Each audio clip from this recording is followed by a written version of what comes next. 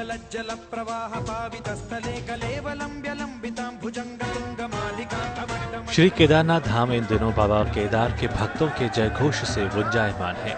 Record संख्या में श्रद्धालु बाबा के दरबार में पहुंच रहे हैं।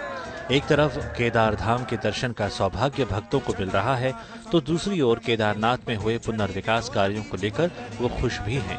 खास तौर से श्री केदारनाथ धाम की यात्रा को सहज और सुविधाजनक बनाने के लिए यात्री पीएम मोदी को धन्यवाद कह रहे हैं। काफी अच्छा लगा, काफी अच्छी व्यवस्थाएं की है। जब हम चढ़ के भी आए तभी भी काफी अच्छा व्यवस्था की हुई है। सारी टॉयलेट्स है और पानी पीने के कूलर्स वगैरह रखे हुए हैं, तो वैसे तो काफी अच्छी व्यवस्थाएं है। और ये परिसर भी काफी अच्छा उन्होंने बना दिया है, बैठने के लिए काफी अच्छी जगह है। एंड जब यात्री आते हैं तो हम काफी अच्छे से यहाँ पे 1-8 घंटा बैठ के आराम से सारे सारे पूरे नेचर का फील लेके बैठ सकते हैं, बिकॉज जगह इतनी ब्यूटीफुल है। तो हमें तो काफी मजा आया।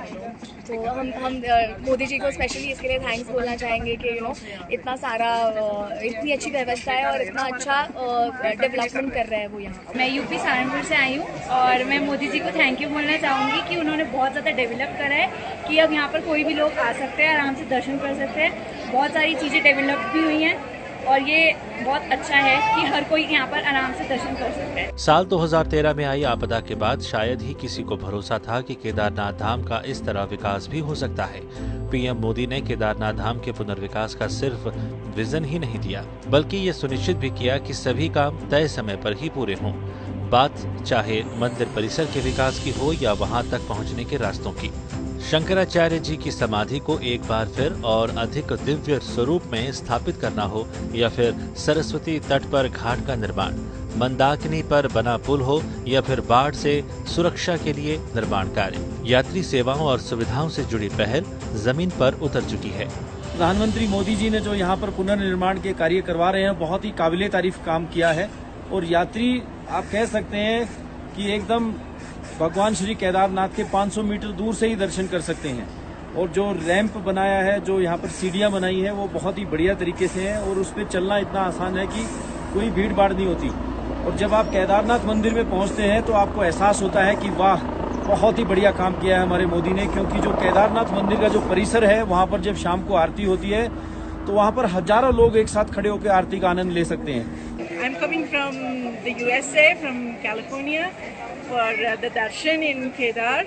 It was a beautiful experience. We started climbing from Gaurikund. As soon as we came up, it was just a beautiful experience. I think everybody should come here and get the darshan of Kedarnath and go ahead and feel that experience. It's so divine. इतना ही नहीं, अब PM Modi के प्रयासों के चलते केदारनाथ धाम सहित चारों धाम की सड़क मार्ग से यात्रा भी सुकून भरी हो गई है, जिससे श्रद्धालुओं का समय बच रहा है तो यात्रा भी और सुरक्षित हो गई है। पहले डर रहता था मन में कि केदारनाथ धाम की यात्रा बहुत ही ज़्यादा कठिनाई वाली है और रास्ता बड़ा जो है बहुत लंबा है और जाम बहुत रहता है। बट जब हम यहाँ पहुँचे, अब हम रुद्रप्रयाग में हैं इस समय, तो जो ये रोड को देखा है तो बहुत ही अच्छी ये रोड है, बहुत ही आरामदायक सफ़र रहा हमारा। अब मैंने देखा हम 4 घंटे में यहाँ पे पहुँच गए हैं और हमें कोई समस्या नहीं आई। और हमने रास्ते में भी देखा काफ़ी और काम चल रहे हैं। और हम इस ऑल वेदर बोर्ड के लिए प्रधानमंत्री नरेंद्र मोदी जी का तहे दिल से धन्यवाद करते हैं। पीएम मोदी की कोशिशों से श्रद्धालुओं के लिए बनी व्यवस्थाओं के चलते केदारनाथ धाम का तीर्थाटन अब कष्ट से मुक्त हो गया है और भक्तों को भोले बाबा के चरणों में लीन होने का सुखद अनुभव मिल रहा है।